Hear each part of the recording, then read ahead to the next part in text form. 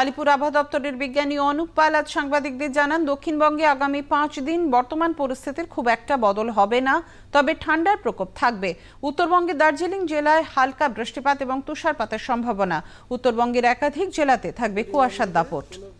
তাৎপর্যপূর্ণ ওয়েদার নেই এখন, প্রধানত উত্তর কিংবা উত্তর পশ্চিম দিক থেকে শুষ্ক ঠান্ডা বাতাস আসছে, তারই প্রভাবে তাপমাত্রা ধীরে ধীরে নামছে। তবে এই প্রবণতাতে আগামী 5 দিন তাপমাত্রার বিশেষ কোনো হেরফের হবে না। উত্তরবঙ্গের আগামী 24 ঘন্টায় দার্জিলিং জেলায় হালকা বৃষ্টি এবং বরফপাতের সম্ভাবনা রয়েছে এবং উত্তরবঙ্গের বাকি জেলাগুলিতে সকালে কিংবা রাতের দিকে হালকা থেকে মাঝারি কুয়াশার সম্ভাবনা রয়েছে।